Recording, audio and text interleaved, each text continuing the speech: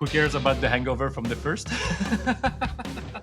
So let's start. SEO A/B testing, it really changed my career. When you said legal, already something inside of me just... I can't even convince myself. Like, I'm not gonna go tell people that this is working. So the main takeaway, I guess, that depends, not good enough anymore. I'm sorry, guys. My job was to build new things instead of just fixing what is broken. I love that so much. Who cares about opinion? I don't care about your opinion. Run the test and then we can talk about your opinion.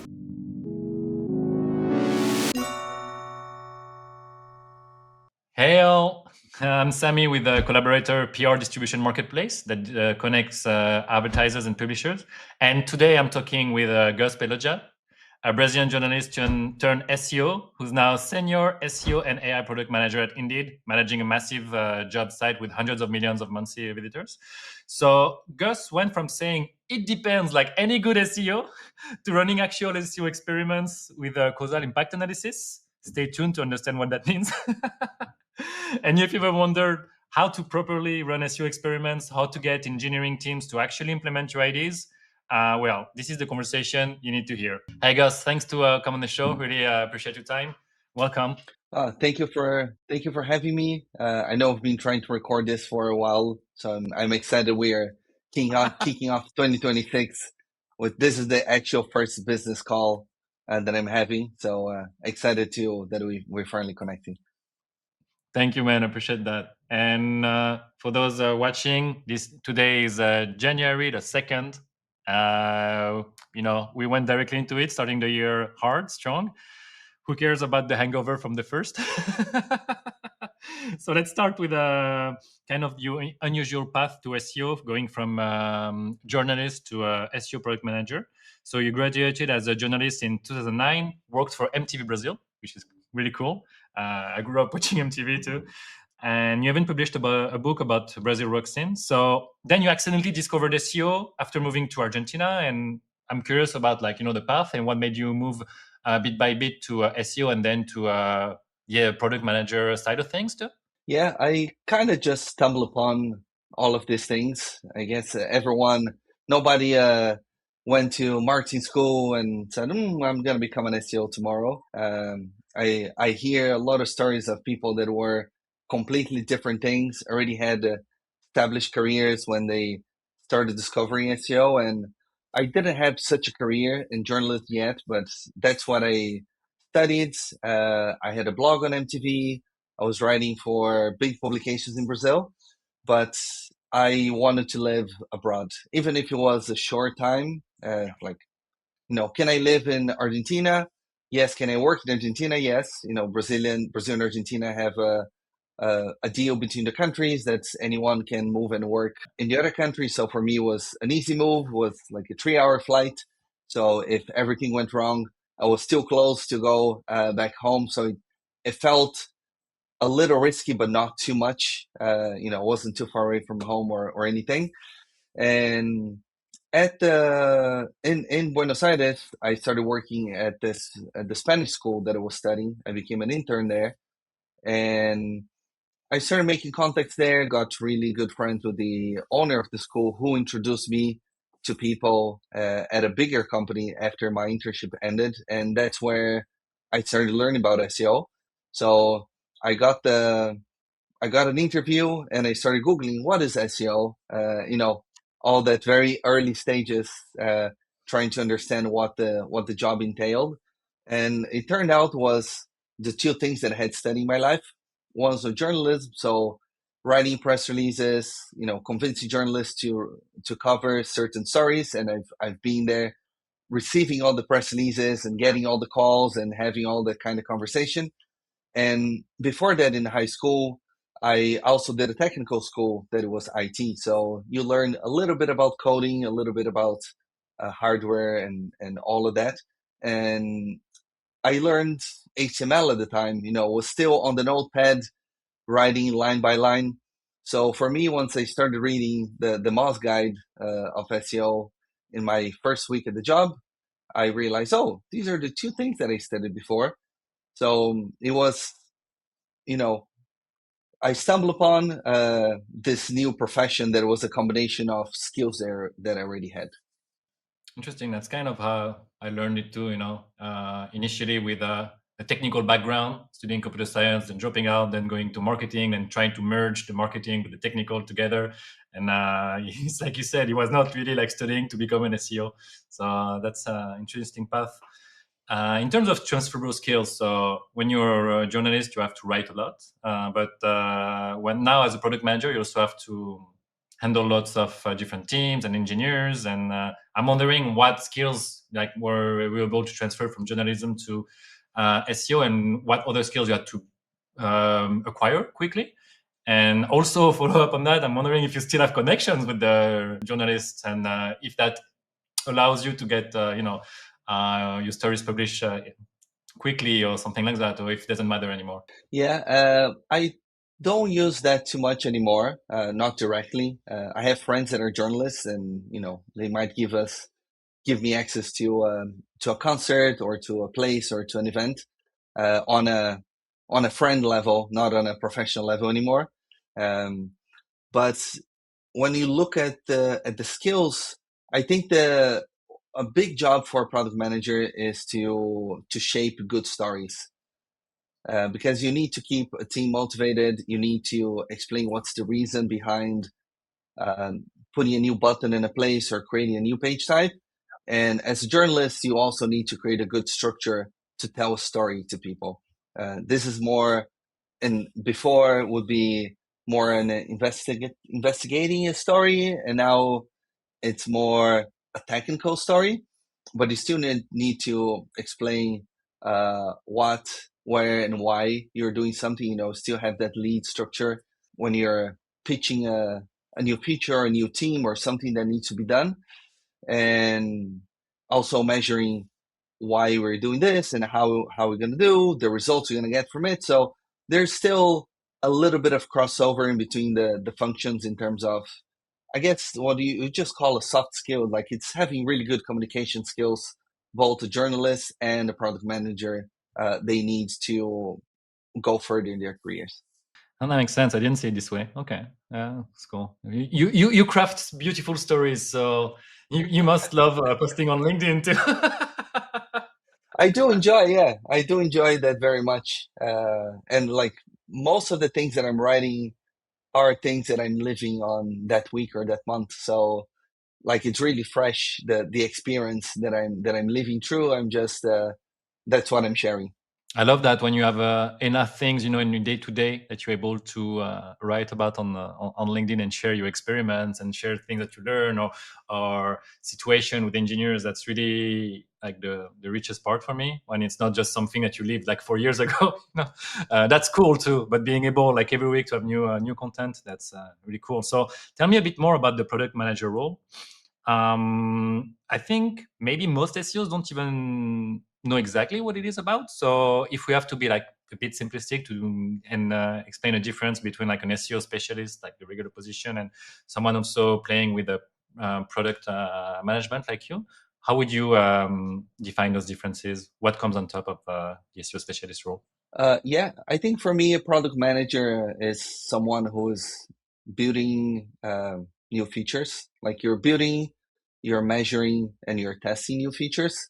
So I'll give you an example that is outside SEO, and because I started seeing features everywhere once I got this role.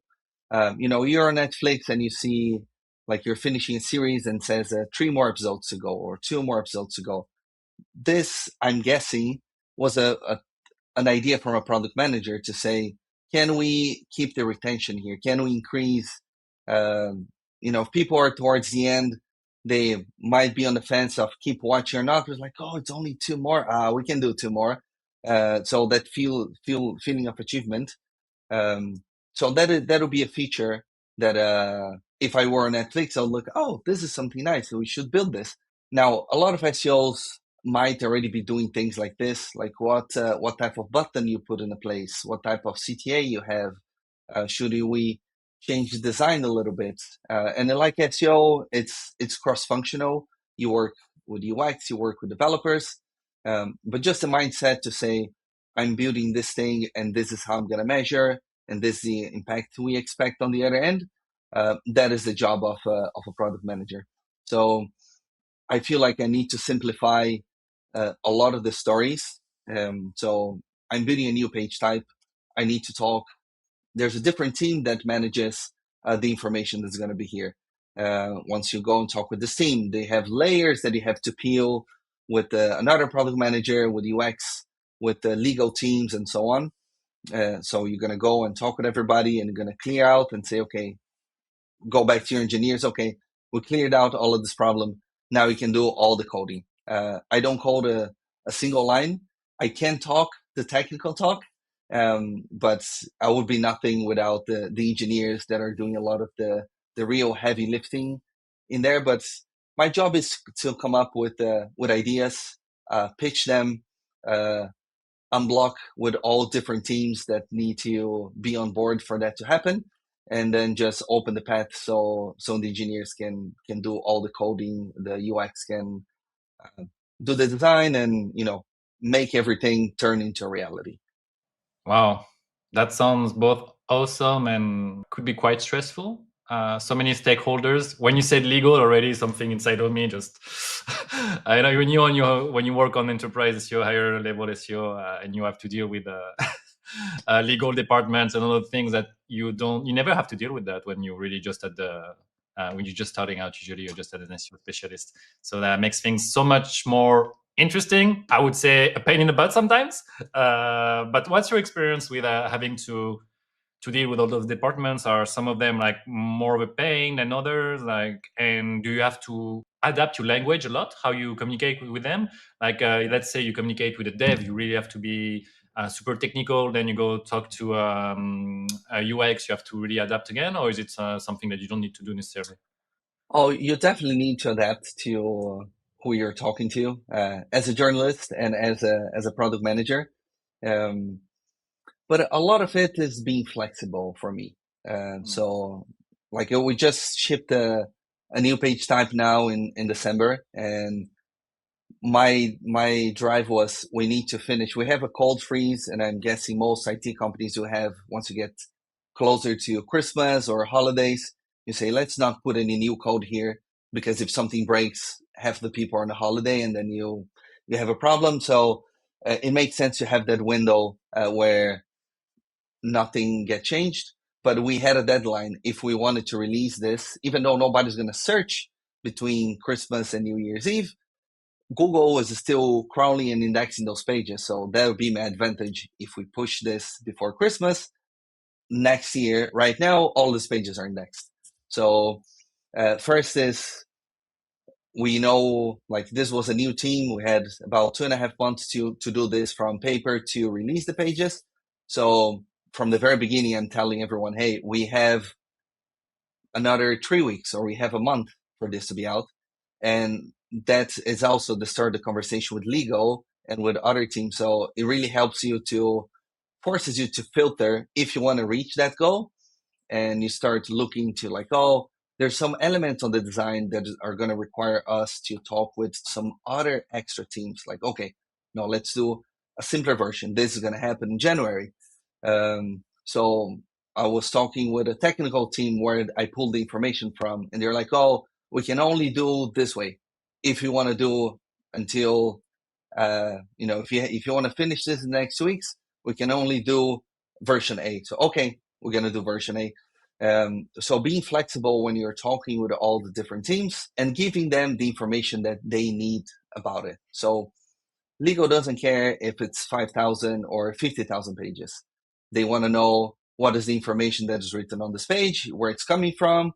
Is there any issues? Are we misleading an audience in here, or are we not being clear enough about certain elements? And as you start talking with people, you realize, oh, this other element, this will require longer conversation. So I didn't even bring to legal. I just said, we're not going to do this section of the page in December. We're going to do that in January. It's a new conversation, but we managed to get them out of the door one day before the limit. And it's about being flexible and trying to connect with all the right people. So I had some meetings that were late in the evening because the team is in California, but it's okay because I know the next day I will compensate that. I start a little later. And once you find who are the right people in each team that you can bug them late at night, or you can bug them. And sorry, I know you answered this to me already, but I still need to find just this other thing, and I'm gonna stop bugging you. So like, oh, getting flexible with people, and also the other way around. If someone that um, helped you with a favor comes back to you and asks you something the week after, the month after, I'm like, I'm gonna do this really quick for these people because they trusted me before, and you want to keep that strong relationship going. So you put the effort even when there's no benefit for you. You still put the effort to make sure that they are satisfied with the interaction when it's their end to get the benefit out of it. I see. I mean, that goes back to what you said earlier with the soft skills still. It seems like you have to communicate with so many people and be able to be flexible and hear them out and, okay, that won't be perfect. What can we do in this situation? Instead of just being like super strict, I want this done this way and it won't happen anyway. So, Yeah, and that, and even when you say perfection, right? Like for me, it's perfect to have a set of drums in the living room. But if you ask my wife, she's gonna say, "No way, that is a good idea to have this massive thing in the living room. Our kid's gonna trip over it. It's gonna be too noisy. It's hard to clean." So different people will see different things as well. So even what you call perfect, it's different for me and for you. So at the end of the day, I'm like, I rather have, that's what we call the MVP, right? The minimal viable product. I rather have something that is good enough out, and you learn as it goes. Because honestly, very often I have this idea, oh, this is going to be perfect, or it's going to be great, going to do this, and this. And once you start getting closer and you're like, we can't really do this, or this look great on the paper, but is it worth the effort to doing all this other, peel all these extra layers for this extra 5% on the page? Not really. It's going to cost 50% of the time to give a 5% increase at best. So you start filtering and just throwing away things that are not worth the effort. man, I feel like this only happens though when you start building things and you're in the trenches, you're actually designing new feature, you're testing things. Because initially, I mean, at least for me, I had those ideas. Oh, we're going to test this, we're going to do this, it's going to be awesome, we got new features to the tool. I build tools on my own, I have fun with that. And then I start realizing I had a new feature that breaks something that was already in place. Oh, now it gets slower, I want to optimize the speed. Oh, then that breaks other things. And it's always trying to find this balance between, okay, I had this great idea of this is going to work this way, and be like, okay, what's the reality of things? What can we make work now? And how can we iterate in the future to make it better without getting stuck on this idea that we had? And I think I learned this like a while ago, maybe in 2017 or 18 from Growth Tribe. David Arnoux, he was saying, do it quickly, do it well, and then improve on the go, basically. Don't try to do it perfectly from the start, otherwise you're never going to do it. Yeah, I totally agree. Like I live through this every day. But yeah, as I said, like perfect is also different for each person. So I rather have something out. Has to work, has to fit a purpose, even if it's not doesn't have all the features that you imagined initially. Is it still good enough that fits the purpose for the person that you expect to land on this page? They can still execute the activity they were expecting. Okay. Next, I wanted to ask you about running experiments. So I'm wondering, in some cases, I've known that you need in some cases, no, not in general, you need enough traffic, enough data for your experiment to be relevant. You need a control group. When does it make sense to run experiments? Let's say I have a tiny website. I'm just starting. I have I don't know, a few hundred or thousand traffic amounts on my website. Would that even make sense to run an experiment? In that case, if I have really low amount of traffic, would I focus on some specific kind of experiments or focus more on growing the traffic first? I would focus on growing the volume first, and that can be traffic, that can be conversions, can be anything that you want to measure on the page. The way we do SEO A/B testing is it's through causal impact. So you're gonna find two group of pages. So let's say you're measuring traffic, and you're gonna find a control and a test group, and those groups they overlap each other in terms of traffic. So the algorithm will find how much daily traffic this two groups of pages have, and they once you look in the graph, they kind of go up and down, almost the same. Like it's not exactly the same because you can always find the exact traffic for these two groups of pages that move daily together. Um, Okay. but you need volume to have a lot of data points to find which groups are a good match. And and once you run this test, that's when you see the difference. So if you, let's say you change the page title, or you add some structured data or whatever it is, you only add that to the test group. And if that test group grow more than the control group on that metric, that difference is your win. And we were talking before about the features and measure impact and the communication skills. Part of it is simplifying all of this, right? So if I do a test, I did an A/B test and I got a 20% increase in conversions. When I go back to tell my team, and this can be a director, a PM, an engineer, it can be anyone, everyone that is part of that team. They don't want to know that you call this API and there's a placeholder here, and you move this field to this other place and you can see this, and all, like, none of this matters. It matters for some people and parts of it matter for different people. But what the story that you want to tell, it's a simplified version at the end, and say, we updated page titles and we got a 20% increase in conversions.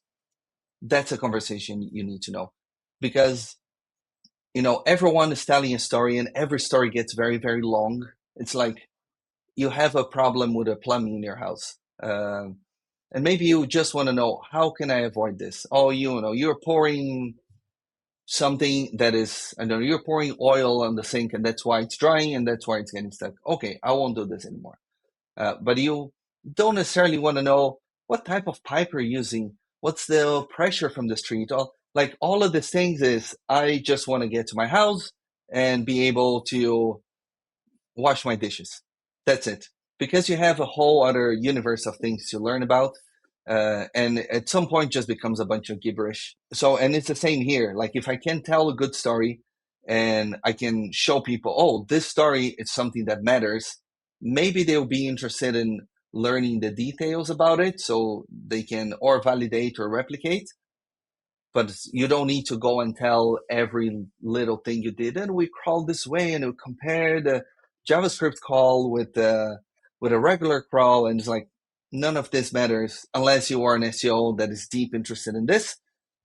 So selling that story well, the higher up you go in the company, the less they care about those details, because they have more teams to oversee and more details to hear, and it's just too much. So knowing what story to tell which person, especially when it comes to results. I For me at least, that's where I see a lot of growth happening in my career of the last few years. Yeah, from my experience, the more you get up the hierarchy, the less they're interesting in in your technicals and how you did that. Is like more they're really interested in on impact on revenue, basically. Like, are we getting more leads, more sales, whatever that is, like as you said, like we call this API, and then in the background we're running this crazy thing. Like they don't really care. And it's again what you said, like, to adjust what you said, adjust your speech to to each stakeholder. It kind of goes along with the same idea for me. uh, no one cares, like, what's the hypothesis, what was the result, okay, and what are we going to do forward. That's what they care about. Pretty much, yeah. And I understand that. Like, even when I was back on the agency side, I had a small client who was a storage company here in Ireland, and the owner was in a call every month. And I knew he would always question a few things. So I knew, like, okay, we send a monthly report the first week, and the second week of the month, we always have this hour-long call. He cares about two or three things. So if I have answers for those three things, and usually I knew what things he was going to ask about, because you get to learn what they care, what pages they're going to go to look on Google Analytics, where do they sense check the information. So I don't need to tell him, oh, we did this and did all the details. He doesn't care. He has 20 locations to look after. He has accountants. He has customers. He has a world of things in his shoulders. And this is just one more of them. So if I can just go straight to the point and answer the questions that he needs to know, then I can get time to keep digging into all the other things that are important for us to get to that number that he cares about. So yeah, just go prepared for those few things that your stakeholders really care about, and this will help to build your trust and buy you time to do all the things that they don't care about in terms of the details, but they care about the results you're going to achieve by doing all of this. I love that so much. It's like when I see people that are not prepared for a call with a lead, I don't understand. Like the minimum is to look at the background, what they did, like, and try to understand, what they expect. So with a client too, I try to understand every time what they really care about and what a win mean to them. Is it just traffic? Is it conversion on a specific page? Is it ranking for this keyword? So then, as you said, you can come prepared and offer that directly to them instead of all the fluff that they would get from, maybe less experienced consultants. Maybe just to get that one number, it's 2 months of work, but they don't want to see the details of 2 months. They just want to see that number. Yeah, they don't care. They're paying us to care about that, but they don't want to care about that. Yes, yeah. Let's go back to the experiments. I'm wondering if you can share, in terms of experiment that you ran in general, something that you're really disappointed with, in terms of just talking about wins, something that really shocked you, and you're like, oh, I thought this would go actually this way, and it didn't, without giving too many details on. Yeah. One test that like there was a long conversation that we had across multiple teams, and at the end we agreed to just run as a test and see if it would work, and it didn't. Was adding a link to the main nav. We already had imagine a large website like Indeed. There are teams. There's a team that manages the header and the footer. That's how specific things are. So there's a PM that I went to talk to. It's like, oh, so could we put a link in the header for like 2 months, and this is the logic behind it. If it works in terms of driving more traffic or clicks or true organic, then we're gonna do A, B, C, and D to keep this one link there. But if it doesn't work, then I don't have to do 3 months of development, because there were a lot of conversations about, is this the right link to be here? Are we gonna take job seekers away from the main experience that is looking for jobs, and they're gonna go in a different direction and won't look for jobs, won't apply for jobs, which would wouldn't help with the company's main goal. So we already had the same link in the footer, and it's a short page, so you would see on the screen in the footer and the header. So on desktop you would see both anyway. Okay. And it didn't drive any direct clicks, and I tried in 3 different countries. We could not see any lift in organic traffic either. And this was, for a long time, was a debate that would be there between different teams. Oh, we should have a link there. This, oh, you'd do great. You'll do this and that. Didn't do anything, as much as you sometimes fall in love with an idea and you want to make it work, right? Like you can look at data and say, well, in this 2 weeks, there was a lift of 30%. Like if you want to tweak and bend the data to tell the story that you want, there are ways that you can push towards that direction. Someone smart might want to look at the whole period, and it will challenge you on that.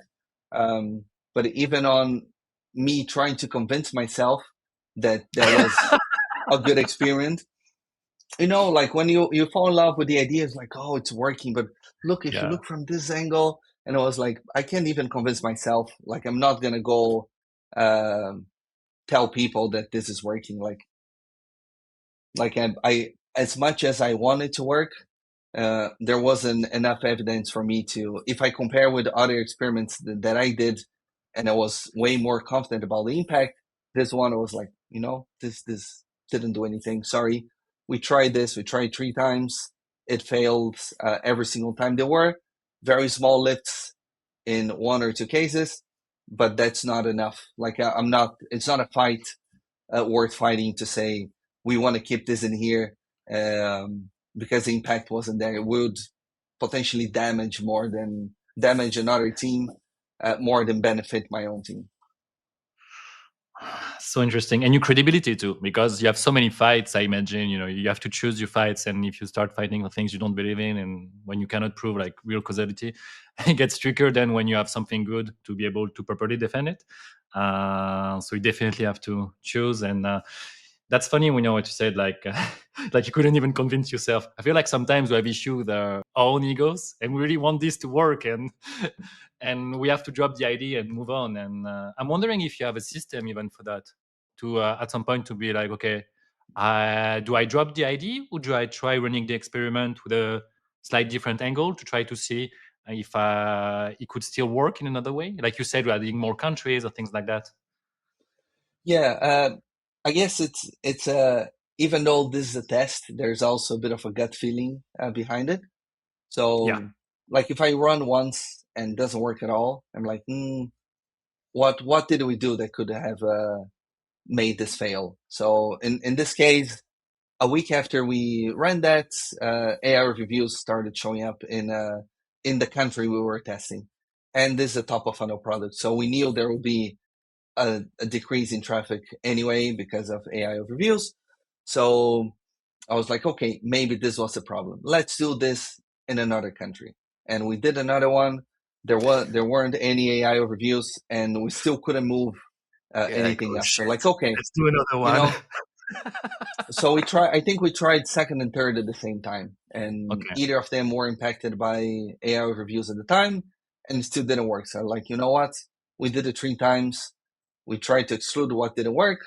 Um, it's not going to happen. Let's move on to the next Time to thing. move on. Hmm. Yeah. Or sometimes you realize that executing that is going to take so long and so many efforts and teams involved that you start questioning, this might still be a good idea, but will it pay off? Like, is it worth spending 3 months doing this when we have 3 other things, each one takes a month, and these other things, two out of three, we have a very high confidence that they're going to have a good impact. So then that's when you have to make those choices. That Like when sounds I put, tricky. That sounds tricky right here. Are you the one that makes those decisions? Do you have like, how does that work? Are there like so many product managers that you have a boss sitting on top of you that make those decisions? Because everything you said up to here was so exciting to me, and now that last part, I'm like, I'm not sure I want to be the one making that decision and prioritizing between uh, those yeah, experiments. I, I like my job, part of my job is to create that roadmap and Okay. say, these are the things we're going to do. And I try to keep it like to 3 or 4 big things per quarter per team. Maybe if you have a bigger team or a bigger product, you're gonna have more. But this is how I find it, like it's a balance to keep it manageable and deliver all the things that you promised.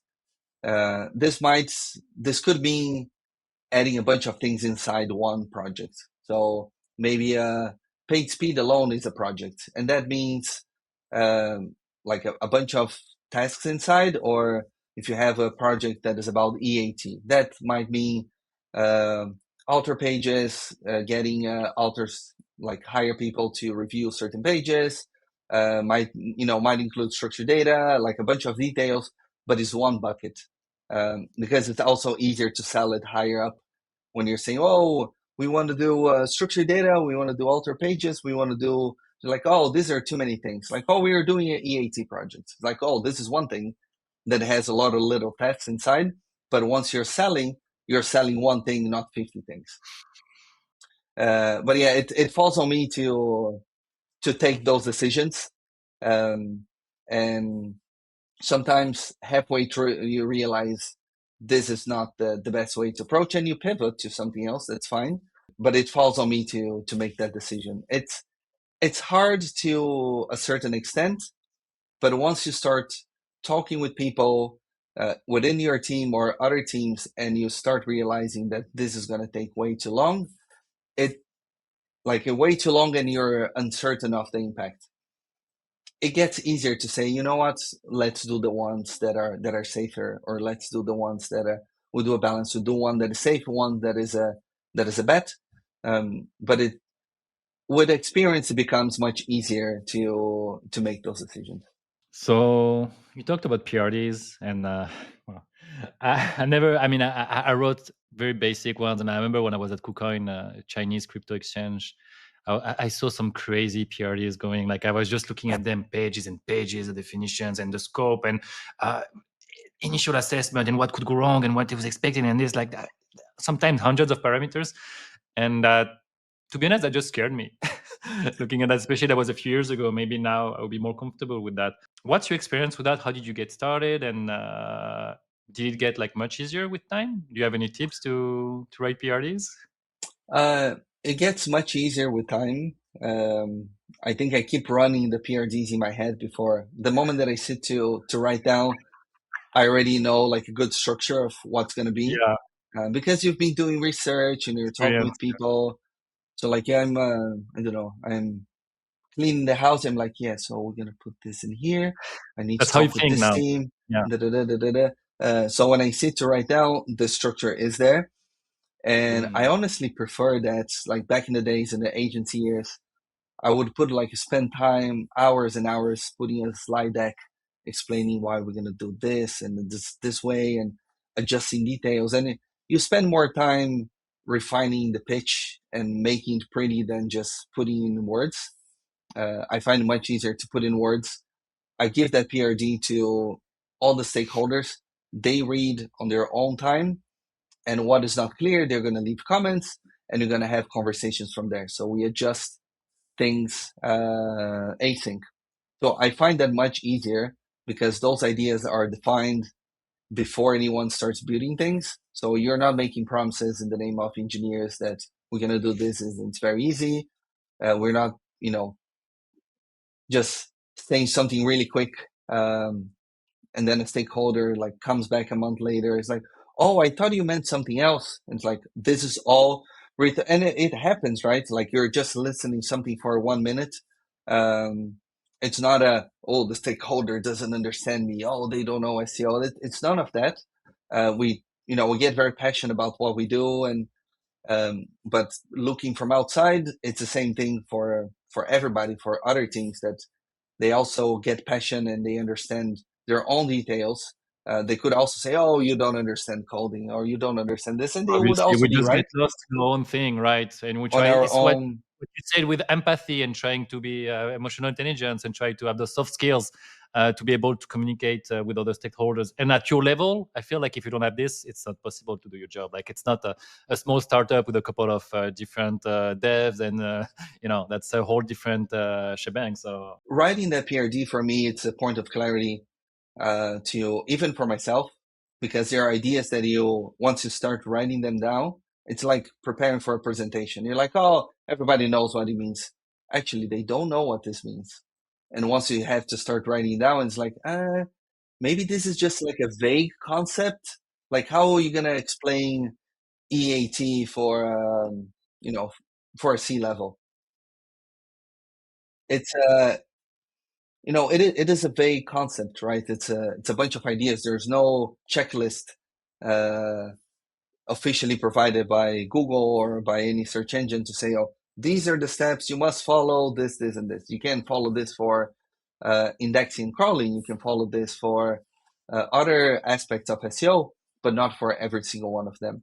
And once you start to put this on paper, and you really have to put clear definitions and examples, it forces you to think what are all the details and why you're doing this. And to be honest, they were things that I started putting the PRD together, and halfway through it, I realized I actually don't have a way to prove any of this. So even if they get on board in 3 months from now, we say, oh, this is delivered. And they're like, okay, Did we get more traffic? Did we get more conversions? Did we get more people applying for jobs? I don't know. Like, well, so if you can't really find a way to prove it, um, there are a lot of things that just start dropping halfway through it because I can do the things that I can prove, and I have to prove on a way that they believe as well, that they understand and see the impact. If I prove that page speed, the search console is saying, oh, more pages are like have a good page speed now. It's like, well, that's okay, that's nice. That's probably not a way to prove impact from a C-level or a director point of view. They want to know, oh, are people staying longer on this page? Are they clicking more after they read something? Are they taking the further steps going down the funnel that they expect? That's what you want to measure, not vague metrics that are nice for SEOs. It shows that you're moving in the right direction, but they are not the end goal. So you're telling me that measuring green lights on Yoast is not the main thing for you? You're like, Yoast at my It level? it it has been in the past on Yoast or on page speed. Like I don't really look at these too much anymore. And there That were makes sense. moments that I had a list of things for my engineers. There were moments in the past that I had to fight more to get my space in there. A little less today, but there was a moment that I had a few like three things on the roadmap for that quarter. I was like, would be nice to put page speed here, but I already can see the faces they're putting when I'm saying that we need to do this, this, and this. Do I want to add a new thing? And then maybe all this four, they all get 50, 60, 80%, 40%. None of them get really delivered. Does it make sense to add a new one? And just to say we're doing all, the quarter finishes, we didn't deliver any. So I just held to myself, like, when there's a window, when we finish some of these, we're going to put it there. Turns out they had their own goal for page speed that was not related to Google, was related to some internal metrics. And on the back of that, I collected the win on page speed. So I didn't have to ask anybody. I didn't have to write any tickets. They were doing because it was their goal, and they didn't tell me. I discovered halfway through. It's like, oh yeah, no, we finished these things on page speed. Like, oh, what? Like, oh, it was we were talking with another team. We just assigned one engineer to do this. Wasn't part of the day-to-day conversation. It already happened. I just went there to collect the win and say, hey, now, Paige, by the If it's a way, success, we'll take it. we are 90% on goods on this product. To be clear, I did 0 out of it. The engineers had their own goal, and like you give credit back as well, right? Like you don't keep it to yourself and we're doing so much better. It's like I did 0 out of this. I didn't even know what's happening. I'm just here to give you the good news, but all this work was done by person A and B. So when you're talking with engineers, like when you're writing tickets, what make a good ticket, a great ticket for an engineer versus a terrible ticket in terms of level of precision and the information you're providing to them and the whole ticket? How do you do it? Yeah, there was a time that I put a lot of detail explaining, why we want to do, what's the impact, how can you consider to be done, and this level of detail really varies depending of the team you're on. Now I'm on a team that is just me and the engineers, and we end up getting a lot of these answers on the day-to-day calls. So the tickets are not deeply detailed because they don't want that to be either. So we have enough information to show this is what needs to be done. But a lot of that conversation is like, oh, this is simple. These are all a bunch of small tickets. So they don't necessarily want all of that detail. It really depends of the team you're in and how much detail they want, how much they know about SEO. But everything needs to be on the tickets. Break down as much as you need. So you're putting I'm working on some programmatic pages, and there's a new paragraph that we are adding on those. That information comes from a new database. So at this point, I know I always need a front end ticket and a back end ticket, even though I'm just adding a new phrase in all of these Yeah. sections. But there's a need for each one. So okay, I know I need 2 tickets here. I go back and look at older similar initiatives that were done in the past. So like, okay, there was another paragraph type of thing that was added in another part of another page, but the same people were involved. So okay, they had 7 tickets here. They Yeah. need one that calls the SQL. They need one for front end. They need one for back end. They need some unit tests. So you know what is the level of detail that this team needs. And often I'm just looking at all their tickets and copying them and just, adjusting for what's new. But through that conversation, you understand what level of detail somebody wants and what level of knowledge they have. You don't need to tell the history of hreflang, but you need to give some examples and say, I want to see this in here, and it has to match. Every single page needs to refer back to each other, otherwise it doesn't work. Yeah. And this is how you do it. Get you. If you Okay. And the fact know, that you like, have, sorry. yeah, sometimes like I was in a product that I was for many years, but there was a new team of engineers. They didn't know anything about the CMS, but I knew because I was there for years and I was on those conversations. So sometimes I would be on the calls with them and I would put screenshots and explain and say, look, I believe this is simple because somebody else did something similar 6 months ago. I share my screen, say, this is exactly where this information needs to be. The CMS allows me to create this this content type that is a box that we put in this place in this place. This box is going to look different because of A, B, and C. And with those details, you're like, oh, okay, so a lot of these already exist. I just need to, I'm going to look into the code of the previous version. I'm going to make a copy of that one and just that. But if you understand that someone might be complicating something, then you can intervene and say, I believe this is simple. Don't say for sure because you don't know.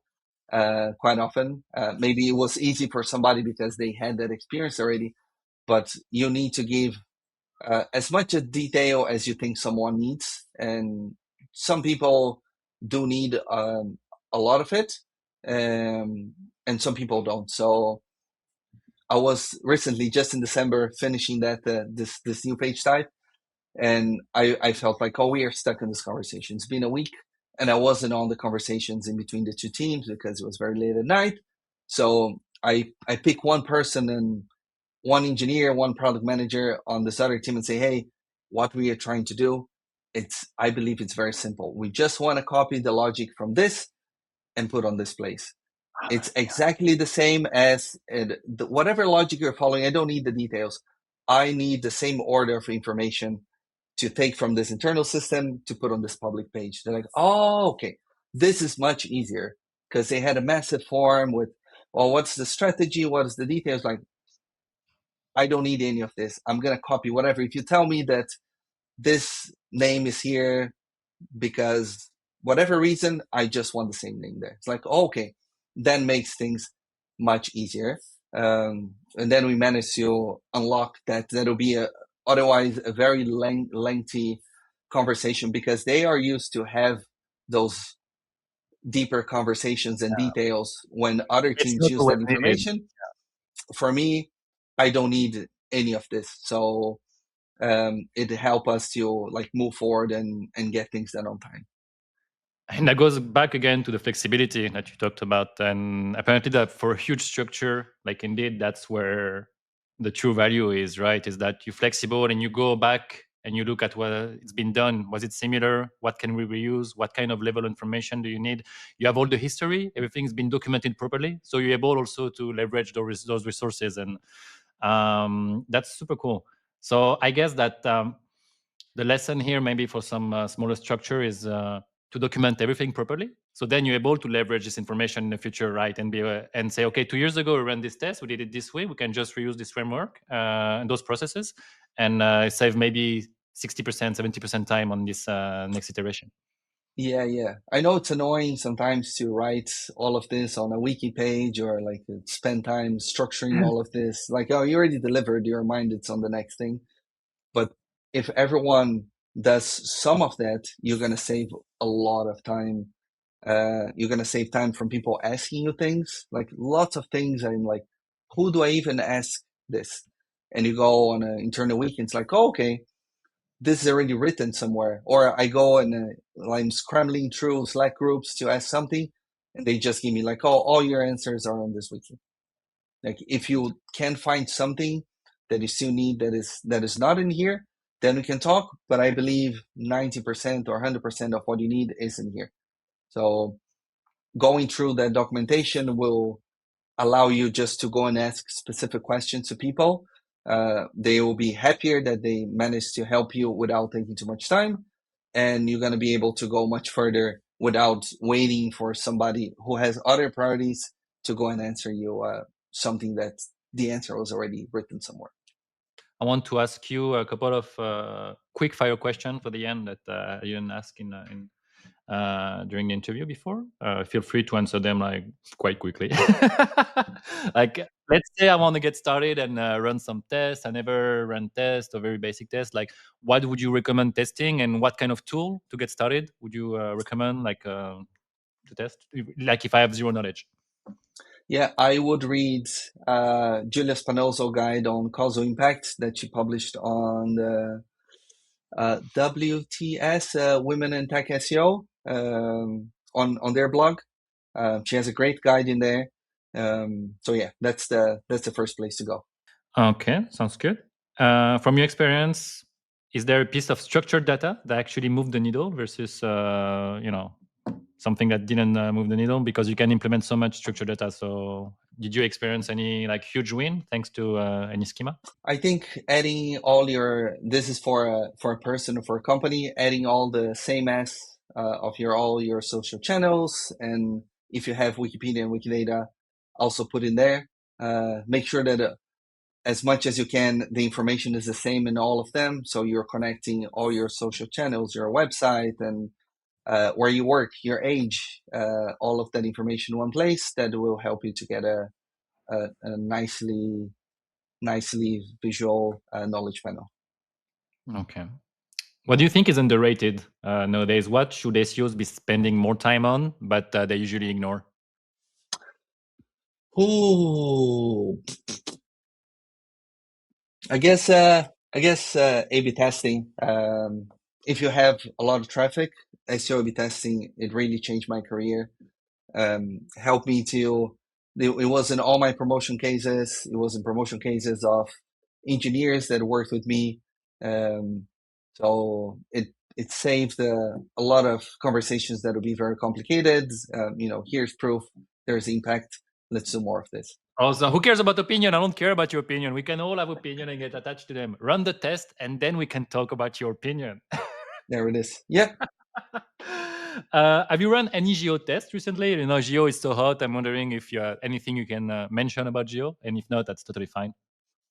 I have problems with the name to start with. I'm moving on this. I have colleagues that call it geo. So if you want to call it something else, and that's what we call inside the company, I'm going to call that. And I'm not going to suffer too much on the name. I personally would give a different name, but if the industry decides to call this and that, I'm just going to go with the flow, and then fine.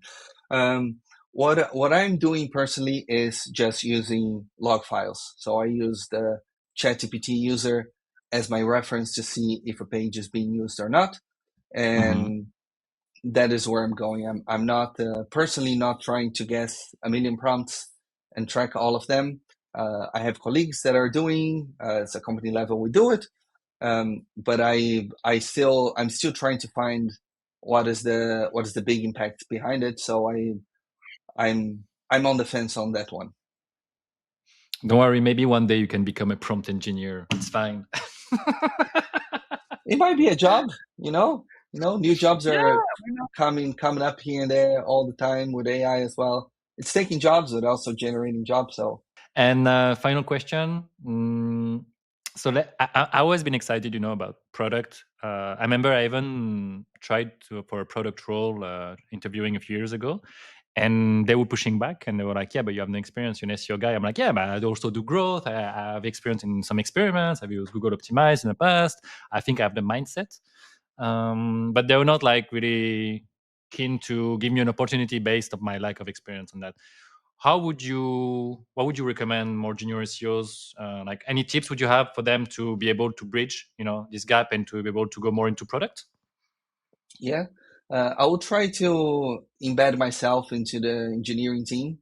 So I know sometimes it's hard. You're not part of the daily stand-ups. You're not part of any ceremonies. But I would say this is the first step. Like I learned a lot just by listening to the engineers and understanding the Jira board and where they live and how they organize things and adapting to that workflow. I was just given the title, like someone. Well, I was at Indeed for about a month and a half, and all I've done at that point was keyword research, and I did a technical audit and presented to the SEO team. And the person who was on that role before decided to leave Indeed, and they were like, "Hey, do you want to take this over? You seem to explain things well. We liked your technical audits. You brought things that we weren't looking at before." Um, and there's like, okay, you're an SEO product manager now. And I didn't actually know what the job entailed. To be honest, I thought I would just work with engineers, like, oh, we're going to fix a bunch of broken stuff. I'm going to keep digging for things that are broken to fix. When in reality, my job was to build new things instead of just fixing what is broken. It's a small part of it, but the true value is on building new things that will bring us a new audience. So in a way, all SEOs do things that product managers do. It's just how you frame it. So living on that day to day to understand the structure, the ceremonies, the language would be, for me, would be the first step.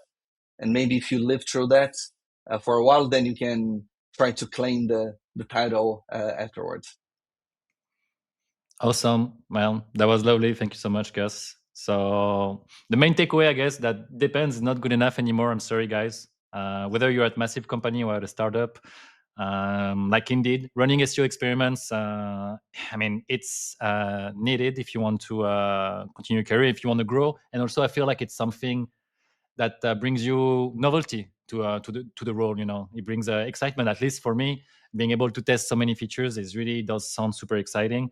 So if you want to learn more from Gus, I think you have your website guspelogia.com, and you're also super active on LinkedIn. You go on tons of podcasts and conferences. Is there anything else that you want to share in terms of resources for people to follow you? This year, I'll be at Hive MCR in Manchester in May, and I'm going to be speaking at Brighton SEO in April, and somewhere else in March that it's still to be announced. And so if you want to catch with me in person, on top of all the places that Sammy already mentioned, it would be great to connect in person. Awesome. I should be at Brighton again. I was in November at the stand. That was really lovely working there too. So hope to Nice. see you there. Uh, for everyone listening or watching, please share your feedback. Always keen to hear feedback. If you want to have any specific people on the podcast, please also tag them. And if you enjoy the content, like, subscribe, and go check out Collaborator. Again, we're a PR distribution marketplace that connect advertisers and publisher. And until next time, bye.